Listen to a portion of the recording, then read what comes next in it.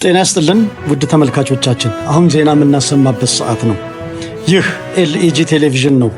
ዜናውን የማቀርብላችሁ እኔ ነጋሽ ከበደ ከስቱዲዮ ባልደረቦቼ ጋር በመሆን ነው። በቅድሚያም አርዕስተ ዜና። ለሁሉም ኢየሱስ ጌታ ዓለም አቀፍ ቤተ ክርስቲያን በሞጆ ከተማ የተተከለችበትን 5ኛ ዓመት በዓሏን አከበረች። የኤሎሂም ወርሺፕ የተመሰረተበትን 1ኛ ዓመት በድምቀት አከበረ። በቤተ ክርስቲያኒቷ ጌታን ተቀብለው ደህንነት የተማሩ ምዕመናን የውሃ ጥምቀት ስነ ስርዓት አከናወኑ። ለሁሉም ኢየሱስ ጌታ ዓለም አቀፍ ቤተ ክርስቲያን 2ኛ አጥቢያዋን በሞጆ ከተማ ተከለች። ዜናው በዝርዝር። የኤልኢጂ ዓለም አቀፍ ቤተ ክርስቲያን መስራችና ባለራዕይ የሆኑት ነብይት አስናቀች ታደሰ ከአምላካቸው ከእግዚአብሔር በሰሙት ድምፅና በተሰጣቸው ምሪት ቤተ ክርስቲያኗ በሞጆ ከተማ የተተከለችበትን 5ኛ ዓመት ክብረ በዓል መስከረም 14 2017 ዓ.ም በድምቀት አክብራ ውላለች። በዕለቱም ጥሪ የተደረገላቸው ዘማሪያን፣ ወንጌል ሰባኪና ከተለያየ የሚዲያ አካላት የመጡ ጋዜጠኞች እንዲሁም የቤተ ክርስቲያኗ አገልጋዮችና ምዕመናን በበዓሉ ላይ ተገኝተዋል። ይህ በእንዲህ እንዳለ የቤተ ክርስቲያኗ ባለራዕይ የሆኑት ነብይት አስናቀች ለተሰበሰቡት እንግዶች በሙሉ ወንጌልን በኃይልና በስልጣን የሰበኩ ሲሆን ከተለያየ ስፍራ ለመጡ የሚዲያ አካላት ጋዜጣዊ መግለጫ መስጠታቸው ታውቋል። ከጋዜጠኞችም ለቀረበላቸው ጥያቄ ምላሽ የሰጡ ሲሆን ከነዚህም ጥያቄዎች መካከል ለሁሉም ኢየሱስ ጌታ ዓለም አቀፍ ቤተ ክርስቲያን ስያሜዋን እንዴት ልታገኝ ቻለች የሚል ነበር። እሳቸውም ጌታችን ኢየሱስ ክርስቶስ የተሰቃየውና የሞተው ሞትንም ድል አድርጎ የተነሳው ለሁሉም የሰው ዘር ሲሆን በዚህች ቤተክርስቲያን ዘር የማይቆጠርበት ሃይማኖትና ብሔር የማይጠራበት ለነጩም ለጥቁሩም ለሀብታሙም ለድሃውም ለሁሉም የሰው ዘር በሙሉ በእኩልነት ወንጌል የምታበስር በመሆኗ ይህንን ስያሜ ልታገኝ ትችላለች ብለው ምላሻቸውን ሰጥተዋል። በመቀጠልም የቀረበላቸው ጥያቄ የቤተ ክርስቲያኗ ዋና ተልእኮ ምንድን ነው የሚል ነበር።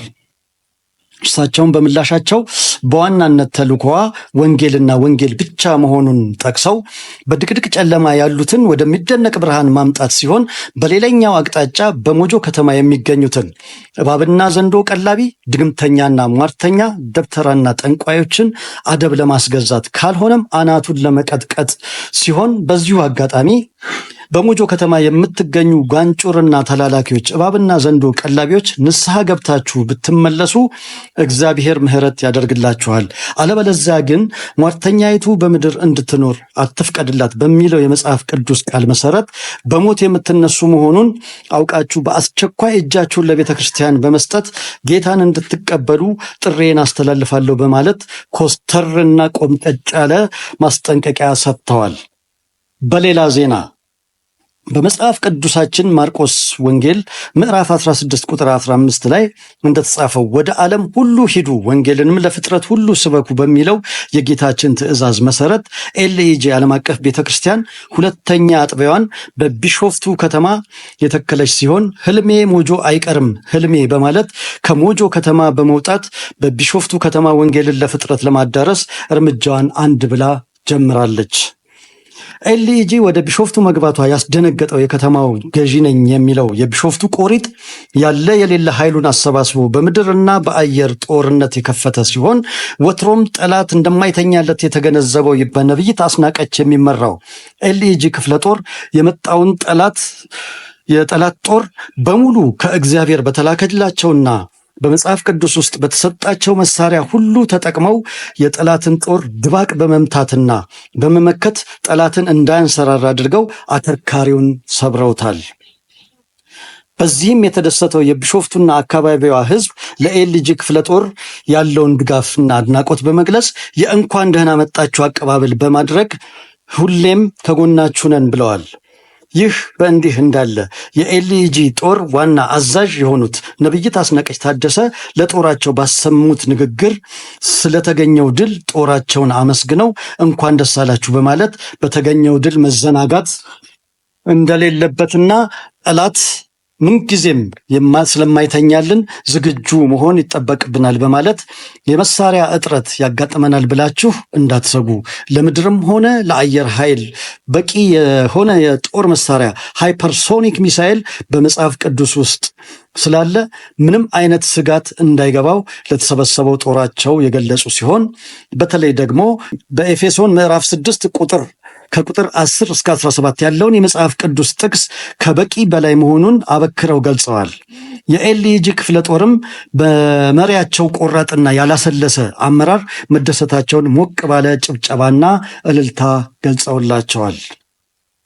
በሌላ ዜና ኤልኢጂ ቤተክርስቲያን በማርቆስ 16:16 ያመነ የተጠመቀ ይድናል በሚለው የጌታችን ቃል መሰረት ጌታ ኢየሱስን እንደ እግል አዳኛቸው አድርገው የተቀበሉ 15 የሚሆኑ ሰዎችን ወንጌል በማስተማርና በማስታጠቅ ባሳለፍነው መጋቢት 28 2017 ዓ.ም የውሃ ጥምቀት ስነ ስርዓት አከናውናለች። በዕለቱም በቤተ ክርስቲያኒቱ ቅጥር ግቢ ውስጥ የምስክር ወረቀት አሰጣጥና የፎቶግራፍ መነሳት ፕሮግራሞች ተካሂደዋል። ተጠማቂዎችም ወንጌል ላስተማራቸው መምህርና ለቤተ ክርስቲያኒቱ ባለ ራእይ የፍቅር ስጦታ ያበረከቱ ሲሆን ቤተክርስቲያኗን በመወከል ዘማሪ ኢዮብ አበባየሁ ንግግር አድርገዋል።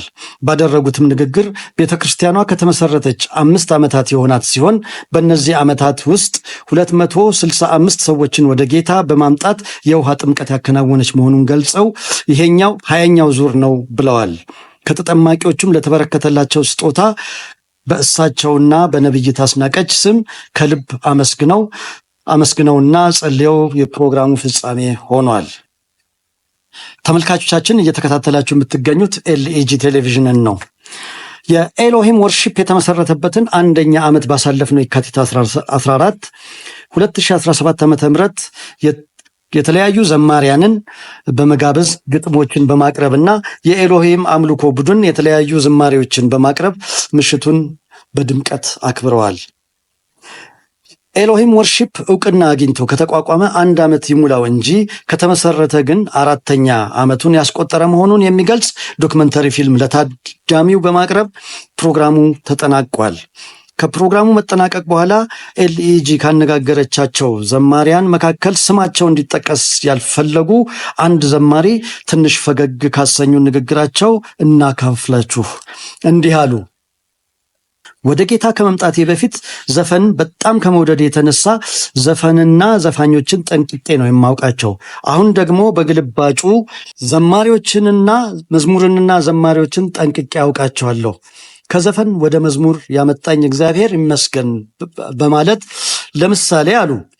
ከድምፃዊ አስቴር አወቀ ወደ ዘማሪት አስቴር አበበ፣ ከድምፃዊት ዳግማዊት ፀሐዬ ወደ ዘማሪ ዳግማዊ ጥላሁን፣ ከድምፃዊ ኤፍሬም ታምሩ ወደ ዘማሪ ኤፍሬም አለሙ፣ ከድምፃዊ ዳዊት ጸጋዬ ወደ ዘማሪና ቀናባሪ ዳዊት ጌታቸው፣ ከድምፃዊት ዘሪቱ ለገሰ ወደ ዘማሪት ዘሪቱ ከበደ፣ ከድምፃዊት አስናቀች ወርቁ ወደ ነብይት አስናቀች ታደሰና ከድምፃዊ ኢዮብ መኮንን ወደ ዘማሪ ኢዮብ አበባየሁ ያመጣኝ እግዚአብሔር ስሙ ይባረክ በማለት ትንሽ ፈገግ አሰኝተውናል።